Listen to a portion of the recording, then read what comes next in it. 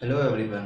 तो आज हम लोग एक नया चैप्टर लेके आए हैं केमिस्ट्री का, जो कि हमारा क्या है, एसिड बेसिस एंड साल्ट। ठीक है, तो एसिड बेस एंड साल्ट में हम लोग डिस्कस करेंगे क्या, एसिड के बारे में, उसके फिजिकल प्रॉपर्टीज, उसके केमिकल प्रॉपर्टीज़ के बारे में, बेस का physical and chemical properties, and last में हमारा होगा साल्ट के बारे में। ठीक है, तो हम लोग एक एक करके इसे सेपरेटली पढ़ेंगे। पहले हम लोग एसिड के बारे में पढ़ लेंगे, फिर बेसिस के बारे में, लास्ट हम साल्ट के बारे में डिस्कस करेंगे। तो आज के लेक्चर में हम आपको एसिड्स का ओवरव्यू दे देते हैं कि एसिड में क्या क्या हमें पढ़ना है। ठीक है, उसके फिजिकल प्रॉपर्टीज़, एसिड कहते हैं किसको है, और उसके कुछ केमिकल प्रॉपर्टीज़ के बारे में। ठीक है, तो चलिए डिस्कस करते हैं। ये तो सबसे पहले हम लोग जानेंगे कि एसिड होता क्या है।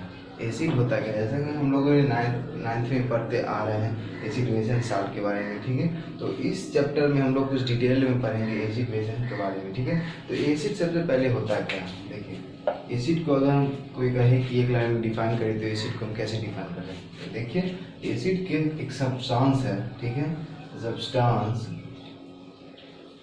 The substance which produce the substance which produce H plus ions in their aqueous solution। ऐसा सब्सटेंस जो कि क्या करे, H प्लस आयंस, ये इंपॉर्टेंट, बस इतना याद रखिए। H प्लस आयंस क्या करे, प्रोड्यूस करे, कहाँ, अपने एक्वस सॉल्यूशन। एक्वस सॉल्यूशन का मतलब क्या, वाटर में डिजॉल्व। ठीक है, एक्वस सॉल्यूशन का मतलब सब्सटेंस वाटर में डिजॉल्व हो, उसे ऐसे सॉल्यूशन को हम लोग एक्वस सॉल्यूशन कहते हैं। ठीक है, तो एसिड हम लोग देखा, the substance which produce H plus ions, H plus ions. ठीक है, आयंस क्या होता है, कोई भी एटम और मॉलिक्यूल होता है जिसपे क्या होता है, नेट चार्ज होता है। जैसे कि हाइड्रोजन का आयन हुआ, ये हाइड्रोजन एटम हुआ, हाइड्रोजन पे क्या चार्ज है, पॉजिटिवली चार्ज है। ठीक है, तो ये क्या हो गया, ये आयंस हो गया। ठीक है, किसी भी एटम या फिर मॉलिक्यूल पे नेट चार्ज होना, ठीक है, वो क्या कहलाता है, हमें आयन कहलाता है।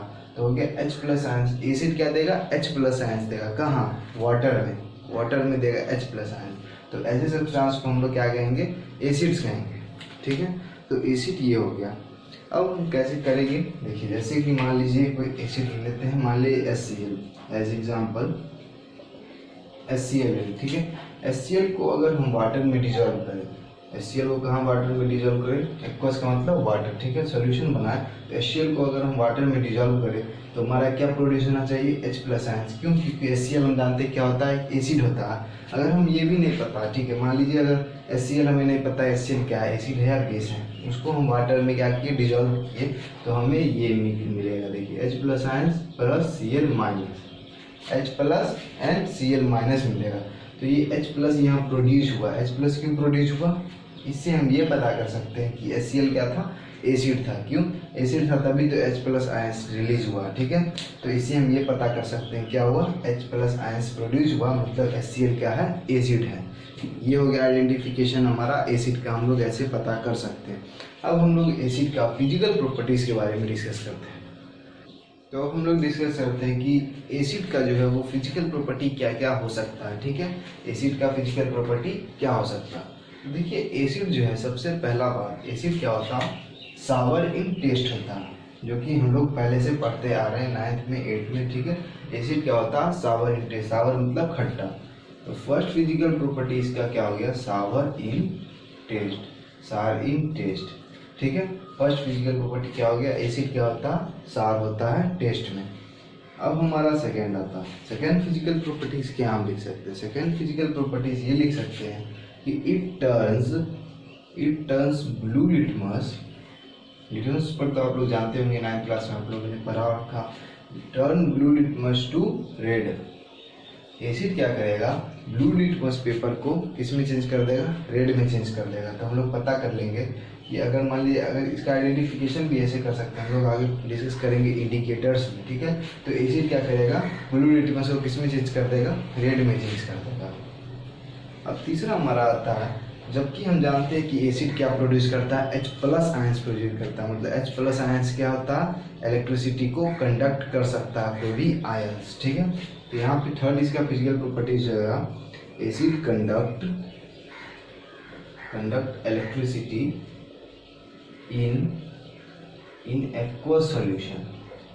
एक्वस सॉल्यूशन लिखने का क्या मतलब होगा यहाँ पे, एक्वस सॉल्यूशन का मतलब ये होगा कि एसिड कब H प्लस आयंस प्रोड्यूस करेगा, जब वो एक्वस सॉल्यूशन में होगा। विदाउट एक्वस सॉल्यूशन मतलब अगर एसिड ड्राई स्टेट में है तो वो कंडक्ट नहीं करेगा इलेक्ट्रिसिटी को। अगर वो एक्वस सॉल्यूशन में है एसिड तब वो इलेक्ट्रिसिटी को कंडक्ट करेगा। क्यों? क्योंकि एक्वस सॉल्यूशन में ही आयंस रिलीज हो रहे हैं। ठीक है, तो यहाँ लिखना जरूरी है कि conduct electricity in aqueous solution. ठीक है, ये हो गया हमारा थर्ड फिजिकल प्रॉपर्टीज। एंड हमारा फोर्थ फिजिकल प्रॉपर्टी ये होगा कि एसिड क्या होता है, कोरेसिव होता है। एसिड कोरोसिव इन नेचर होता है, कोरोसिव इन नेचर। ये हमारा हो गया प्रॉपर्टी। ठीक है, ठीक है, तो 3-4 याद रखिए, ज़्यादा ज़रूरत है नहीं इसका।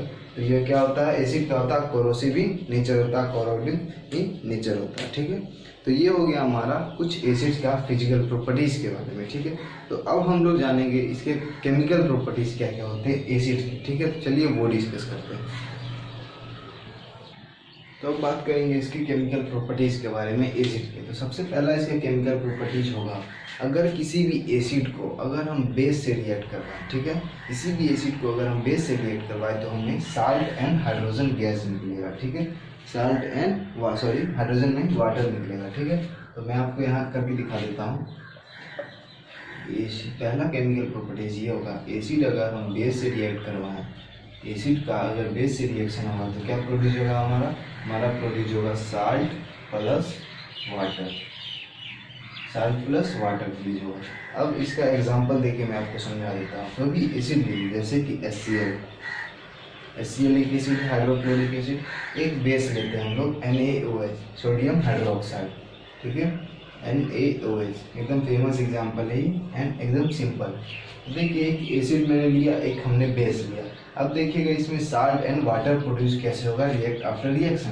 तो देखिए हाइड्रोक्लोराइड एंड सोडियम हाइड्रोक्साइड। ठीक है, तो यहाँ ये होगा, देखिए यहाँ साल्ट बनेगा हमारा NaCl प्लस H2O, बनेगा Cl से रिएक्शन हो जाएगा, H का OH से रिएक्शन हो जाएगा, तब क्या बनेगा हमारा NaCl क्या है, साल्ट है, H2O हमारा क्या है, वाटर।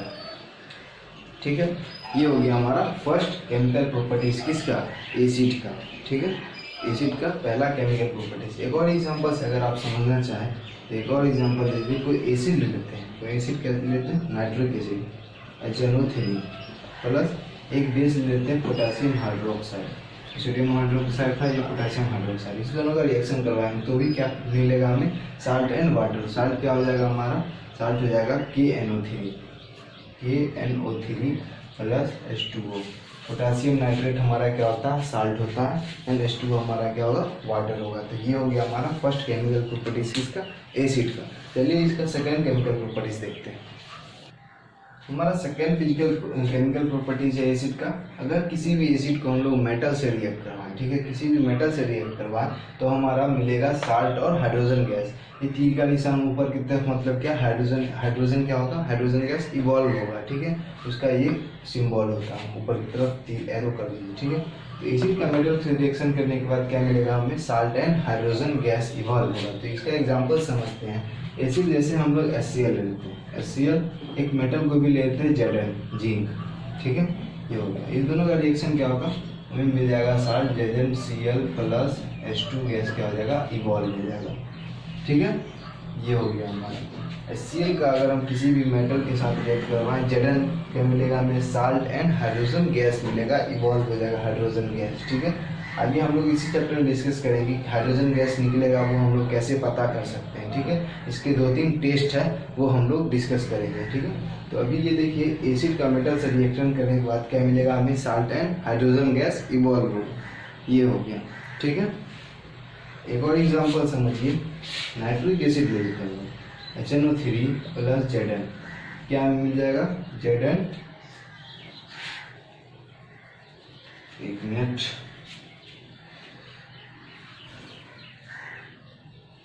नाइट्रिक एसिड इससे ज़्यादा रिएक्टिव है, हम लोग सल्फ्यूरिक एसिड लेते हैं H2SO4 प्लस Zn। तो क्या हमें साल्ट मिलेगा, ZnSO4। जिंक सल्फेट क्या होता है हमारा, साल्ट होता है, और हाइड्रोजन गैस क्या होगा, इवॉल्व होगा। ठीक है, तो दोनों ही केस में या फिर कितना भी केस अगर आप एसिड का जो मेटल से रिएक्शन करवाएंगे तो क्या हमें मिलेगा, साल्ट और हाइड्रोजन गैस ही मिलेगा ऑलवेज, ठीक है। हाइड्रोजन गैस क्या होगा, सभी केसेस में इवॉल्व होगा एंड साल्ट हमारा बचेगा, साल्ट हमें मिल जाएगा, ठीक है। तो एसिड का मेटल के रिएक्शन से हमें साल्ट एंड हाइड्रोजन गैस मिल रहा है, ठीक है। तो इसके 2-3 और केमिकल प्रॉपर्टीज़ है, बट आज के लेक्चर में हम लोग 2 तक ही रहने देते हैं। आज का लेक्चर इतना छोटा था एंड ओवरव्यू था एसिड्स के बारे में, ठीक है। तो नेक्स्ट लेक्चर में हम लोग 2-3 और केमिकल प्रॉपर्टीज है एसिड के, उसके बारे में डिस्कस करेंगे एंड आफ्टर हम बेस का physical properties and chemical properties discuss करेंगे, ठीक है। तो आज के लेक्चर में इतना ही रहने देते हैं। वीडियो को लाइक कर दीजिएगा और चैनल को सब्सक्राइब कर दीजिएगा।